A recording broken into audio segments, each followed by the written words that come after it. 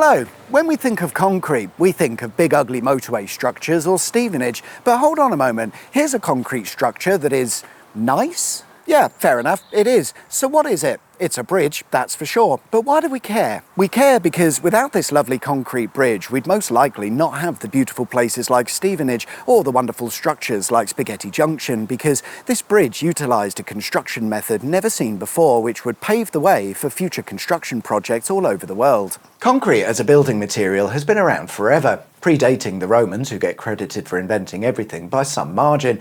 One of the earliest examples of concrete in use as a construction material can be found in Iraq at the Jawan Aqueduct, believed to have been built in 700 BC using waterproof concrete.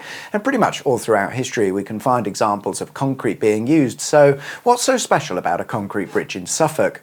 Known as Homersfield Bridge, it's a bridge located in Homersfield, and until the 1970s it used to carry the B1062 over the River Waveney. The 50-foot span bridge was built in 1869, replacing what was previously a ford. At the time it was on land known as the Flixton Estate, and indeed it was the landowner who funded the bridge's construction, presumably to make access easier for himself, but eventually it became part of the road network open to all. The bridge is essentially a concrete arch bridge, the likes of which had been seen many times before. In Europe, the first concrete arch bridges came about in the 1850s, and in the UK, the earliest mass concrete bridge is believed to have been built as part of the London Underground's District Line in 1865. There are many concrete bridges that predate Homersfield Bridge, but there is a big difference between those bridges and the one at Homersfield. I mentioned that Homersfield Bridge utilised a construction method never seen before in a bridge, and indeed, whilst it appears to be a solid concrete bridge, it's actually made of reinforced concrete, and it's believed to be the first bridge and arch structure to use such a building method.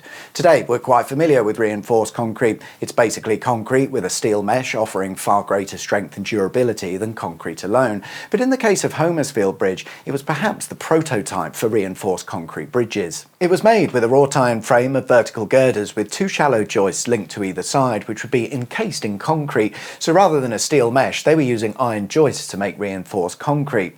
Now, it's possible that they stole the idea because such techniques had been used previously to construct a house, but that was done mainly for aesthetic reasons rather than as part of some planned engineering. Not only that, a house isn't an arch shape over a river, so I think it's fair to say that the Homersfield Bridge is the first bridge to be built using reinforced concrete. Over the years, this construction method has been refined, and by the 1960s, reinforced concrete was all the rage, with it being the main ingredient in constructing the majority of our motorway and railway bridges, along with a whole host of other infrastructure. Today, reinforced concrete is still used extensively, although perhaps slightly less than it used to be.